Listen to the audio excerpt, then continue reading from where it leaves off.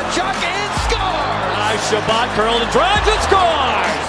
And the Senators win it. Five apart, another chance, Melissa scores! Green bounces it, and drops it. Green, Green again, scores!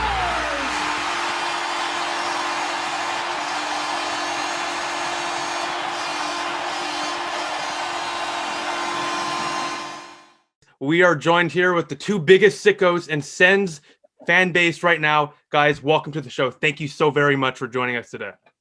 Thank you, Brent. Thank you to have us. It's very, very nice, and we're very pleased. Very happy. Well, listen, Sens Twitter was going insane last night. You know, we got the Habs fans, you got the Leaf fans. They're going, they're going nuts, okay?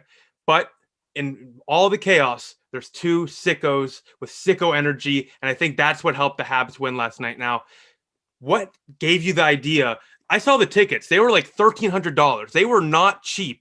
What gave you that idea to go to the Bell Center and represent the Ottawa Senators? You want to go? Well, we did not purchase the tickets. Yesterday morning, we got presented with the opportunity to go. They were offered by the company Première Générale. And as soon as Stewart got the invite, he said I have to go in my jersey because he's not a supporter of neither the Habs or the Leafs. Good. And so he just tweeted it and it took a life of its own. So he was like, yeah, we really got to do this. And I was like, if you're going to wear one, I'm also going to wear one. Back in the days, I used to be a Habs fan, but since I met this guy, I became a Sens Sicko. I didn't have a choice, and I really fell in love with the community and the team also. You know, it's honestly unique and I think that's a great point you just made. We're such a small community. You know, Ottawa is stuck right in the middle of Montreal, stuck right in the middle of Toronto. We're in the middle. And yet we're such a tight-knit community. It's awesome. And I think, like I mentioned at the beginning of this interview, Sens Twitter was going nuts. Like we were talking before I started press record on this Zoom interview. Sens Chirp tweeted you. You got 1,000 retweets. What was that like? Just getting all that? Your phone must have been blowing up. Yeah, it was. And the crazy part is, when we were presented the tickets, I thought to myself, you're crazy to say yes because you don't belong there at all, but you're crazy to say no, right? And this is nothing new to me in the sense that I was born and raised in Montreal. Okay. Always hated Montreal, the team. Obviously, love my city, but the Habs. And I've always been a Sens fan, so I used to show up to the games alone. Yeah. In high school, we had a hockey day where everyone would wear their Habs jersey, and I was the only one that was wearing a Sens jersey. And we make the trip when we could without COVID. I'd make the trip, and since I was with Melissa here, we've been together every year for 2 or 3 games a year. Trip Montreal, Ottawa. I've been to Toronto, Ottawa, and I think one year, it was in 2009, I went to a game once again. I was presented tickets, so I went, and the person in front of me was George Gillette, which back in the day was the owner of the Montreal Canadiens. Wow, okay. And we asked him to buy the Sens. I wish. And we chirped all game long, and it was fantastic. And I was 14 years old at the time, and so going to the game yesterday was nothing new to me, except I've never done it in a playoff game and where Ottawa doesn't play. Yeah. But I think the Sens Twitter, Sens community to me, it is the most knowledgeable fan base in the league. Yeah, obviously on Sens Twitter, listen, you're not wrong. No, you definitely know their stuff. We will do chain trade into existence. We wanted Zubin before we even knew this guy. Yeah. Like you said, we know our stuff. Yeah. Yeah, for sure. And so I just said, let's have some fun. We're having so much fun this year. I think we're the only team in the league that's bottom 10, and we had as much fun as if any team would have won the cup. Yeah. So I just tweeted it, and I talked to James Wood on Twitter. I just wrote to him I'm going there tonight, and he was like, "Really?" And I said, "Yeah." So and it just went on from there, and it did not stop all day. It's still going. It hasn't stopped. Honestly, hey. It's nuts, and I think that what people loved about that was the absolute sicko energy. So yesterday, I was there to create confusion, but at the same time have fun and have a party. Like at 11:11, I started the Alfie chants. Yeah, I saw A that. playoff game between Montreal and Toronto, and just seeing everyone have fun with it, Yeah. and me being like, and Melissa just being like super ordinary people. And Yeah. I think we just all got caught up in that, and I think that the most important thing, being in Montreal, watching the game, is realizing like we all miss hockey, and we all miss Sens hockey, and we all miss Desperately, playoffs. Yeah. But we don't even know how much we miss it, and I didn't until I got there. Yeah. And to sing the national anthem was Goosebumps. chilling. Right? Yeah. To see the crowd get into it, like Mhm. I don't know if you saw it. I think Meth talked about it on Twitter. There was like a Habs fan that came in and was like, 2,000 people felt like 20,000 people. I swear to God, man, it was like super funny. Mhm. But that's true. It really felt like it. So, Honestly, on the TV too, because like obviously in the crowd, sometimes that can skew your perception on things, but because it's a closed building, it's gonna be louder. On the TV, hey, it wasn't like 20,000, but hey, you heard the crowd, all right? Yeah. You heard the crowd. It really sounded like a almost a sold out crowd. It was insane for 2,000 people in a 21,000 person building. That's impressive. And before we even talk about the atmosphere, you kind of touched up on this as you were speaking. I want to ask both of you: did anyone say anything rude? Leaf fans, Hab fans, was anyone rude to you, or was everyone pretty kind and receptive about the situation? We going in, we thought that we would yeah, he thought that he was gonna fight someone. yeah, I really at did. I some was point. like, Yeah. I might end up in prison here.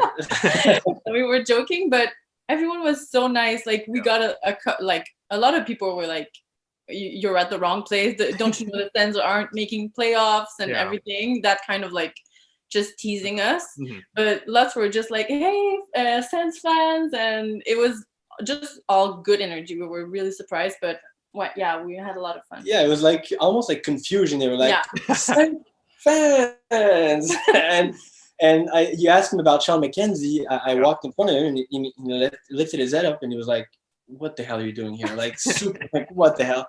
And I just told him, I said, do you want to interview? And he just went, let's do it. Yeah. So how did that go? What did he ask? Yeah, it was super nice. I mean, Sean McKenzie, first of all, I think we have to talk about his mullet. It's everywhere on Twitter. It's honestly pretty electric. I can't lie. Yeah, Most people cannot pull off a mullet. He can. Absolutely. Yeah. And he just asked, like, first question was, what the hell are you doing here? So we just told him we had the opportunity to go to the game, and we were like, we're crazy to go, we're crazy not to go, and then he asked, how does it feel to see hockey again, in person? And I just told him Montreal is an amazing place to be come playoff time. Mm-hmm. The vibe around the city is amazing. The vibe inside obviously is incredible, and we felt it was crazy to go, but knowing the Sicko movement and just the fan base, we were like, we have to go. This has the potential to be crazy, and as she said, it took a life of its own. And it's been a while since we haven't done anything because of COVID. So terrible. It was just like, we cannot miss the opportunity to go to a playoff game. It's still a good hockey game to watch. So And honestly, like I saw you guys were behind this the net. You sent me the videos, Stewart. I'm wondering, what was your angle on the Kotkaniemi? Were you behind Campbell or were you behind Price? So the goal of Kotkaniemi, we were behind Campbell.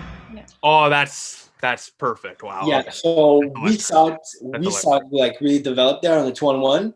And you could see from our vantage point, you could see Campbell was kind of cheating a little bit, where he thought Kotkaniemi was going to pass. Yeah. And there was like not as much as the Hogberg goal against Edmonton and Jan Draisaitl, where Hogberg literally lost his net. We don't talk about that goal. He didn't lose his net. Here's the net. He was here. He was like way off, that guy. Dude, if you go on my Twitter account, you're going to see my header is that actually Hogberg. I'm looking right now. I swear to God, it's. I believe you. I just need to see it. But we could see it. There you go. Yeah. That goal is amazing. So we could see it come, and I mean, he just ripped a shot, and it was a good shot. I think it deflected on the defense, I think. But we were all super happy for Grant McCagg. I mean, Hey, no more 5-star passes, a 5-star goal. There you go. Like, I think I sent a video on Twitter of Kotkaniemi during the warm-up, and I was like, that's the hard passes guy. Man, and, perfect segue. I saw a lot of Hab fans last night talking about how Kotkaniemi over Tkachuk. I think that's blasphemous. Come on. Hey, good for him. I went nuts. I said this to my friends last night. I probably celebrated more for the Habs win over the Leafs. I celebrate probably more for a Leafs loss than a Sens win. Maybe that's too sicko. I don't know. But yeah, when Kotkaniemi scored, that was electric. But like, if you're going to say Kotkaniemi's better than Brady Tkachuk, come on. Let's be honest. How can you not love Brady Tkachuk? We'll throw a picture up on him right now. When you watch the video, you'll see this, all the celebrations, the Frank the Tank, the guy's a beauty. Yeah. Like, the only thing we wanted from Ottawa, and I was like, look, just send me a jersey. I'll go everywhere around North America to just troll every fan base. And I want a jersey, I want tickets, and I want to sleep over at Brady's house. That's it. Hey, honestly, they're wearing their pajamas all day, so it might be the best sleepover of all time. There you go. He'll cook. I'll cook. Yeah, I can cook. What's the specialty? Anything. Like, I can go from the best cheeseburgers that you'll probably ever eat to the best fish and chip to pasta to on the barbecue. He's humble. Okay, I'll come over too. Hey, let's make it a whole Sens community thing. I'm down. For sure. Fish and chips, you got everything, man. Now, I wanted to ask you, before we talk about next round potentially for the Habs, because you guys are situated in Montreal, correct? Yeah, we are. So before we talk about that, I want to ask how you're feeling about Game 7. Obviously, as people from Montreal, that's your hometown. And as Sens fans, you despise Toronto. So what are you expecting in Game 7? And unbiasedly, do you think Montreal is actually going to pull off this insane comeback? Do you want to go? I'll let you. So the thing with me is, obviously, Toronto and Ottawa, like, we don't like Toronto. No, we don't. But I really don't like Montreal too. That's because fair. I was born and raised here. So I know there's a lot of hate towards Toronto from Sens fans. Yeah. But I have a special place in my heart from Montreal in a bad way for the Habs. Yeah. Because to me, that was my biggest rivalry, right? Mm-hmm. So I'm kind of a little biased towards that kind of rivalry. Fair. And of course, we had 2015 where I thought, like, we that Peugeot goal there that was disallowed, it should have. And why you got to? It's 11:45 in the morning. Why are you bringing it up? Yeah. So, anyways, and we have 2013. I was at the game where, like, all hell broke loose on the ice. Oh, that was like the 6-1 game where, like, yeah. Ball, right? Yeah, and everyone was fighting on the ice, and there were fights in the stands, like just little Habs fan being picked on by Sens fan, and I was like, that's not good. I was 18 at the time, and I said to myself, that is like a beautiful spectacle right now. So, anyway, so for Game 7, personally, I think, so here's the problem. Matthews is a no-show, and I think I talked about it with Sean Simpson this morning. Matthews is kind of a no-show. Yeah. Marner is, and the problem you have is when one of your best players is Jason Spezza, that's kind of problematic. And I know there's a question of, I believe in momentum, but during a game, not game to game. But listen, I think Montreal is in Toronto's head, so I think so too. I think they can pull it off, really. Like, objectively, I think Montreal can pull it off. Either way, if Toronto wins, it's fine with me. If Montreal wins, it's fine with me because I'm rooting for the Habs. Yeah, Melissa, you're rooting for the Habs. Good. I'm just going to stop you there. No. I understand, but no. Just imagine Twitter. You got to think about this. Yeah. You're gonna get some hate. Yeah. You're gonna lose. Not even that. It's just if the Leafs win, we can't make the HD jokes anymore. They haven't won with HD television. Come on. All the memes that would happen if the Habs come back, I think that outweighs anything. You can clown these goofs for a few months. You gotta take advantage of that opportunity if you can get it. But look at it from my vantage point. I have to deal with Habs fans. That's fair. That's fair. For you, I understand why you guys would prefer Toronto, but for me, being from Ottawa, for sure. On Twitter, as you guys are too, I rather just clown on them for the next few months. It's free content. It makes my life easier as a content creator. Yeah. Now, I'll leave it off here with one final question. If the Habs do advance past Game 7 and go to the second round to take on the Jets, they're not going to not have fans again. Once there's fans in the stands, they're going to increase capacity slowly and slowly. So would you ever consider going back and repping the Sens? 110%. Like, no questions asked, for sure. Like, Love it. we had so much fun doing it because we have no business being there. Like, we didn't even make the playoffs. Like, we were last in the division for like 99% of the time. Division, first in our hearts. There we go. So, well, I think with the season, we can agree. The season was split in two. We had That's a good the point. old crusty guys at the beginning, and then to end it, we had all our young superstars. But we would go back anytime for sure. Yeah, and I was super proud to wear the jersey too. It was very nice. Yeah. I mean, are you proud to be? I had no choice. Yeah. I mean, honestly, these jerseys on the ice, I think what made them crappy was the pants and stuff. They didn't look great, but the jerseys in real life, when you wear them, kind of fire. I ain't gonna lie with you; they're kind of fire. Got to bring them back. I'm not gonna lie. Am I wrong? Like, if you put the 2D here, I don't know. I think you got yourself a nice little jersey. It's like such a sicko vibe that it is. It kind of grows on us, and it grew on us this year. I don't think that last year people would have loved them as much, or like 2 years. I think sicko movements are like 2 years ago, but definitely I think they fit 100% with the movement.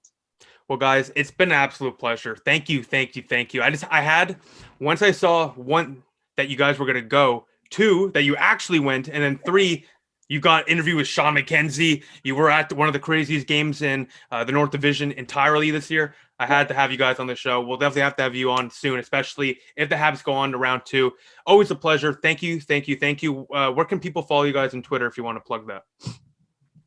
I just created a Twitter like yesterday, so I don't even know what's my handle. So just follow this guy. Yeah, so it's Stu M Sabourin on Twitter. And thank you, Brendan, for having us. Like, we were super happy to get your message yesterday. Super happy to come on the podcast, and please invite us every week. We'll be glad to be here. Let's do this like a weekly thing where we just talk about Ottawa and food or whatever. And hey, fish and chips, cheeseburgers, hockey. I'm in. There you go, my boy. Thank you so much. Thank you.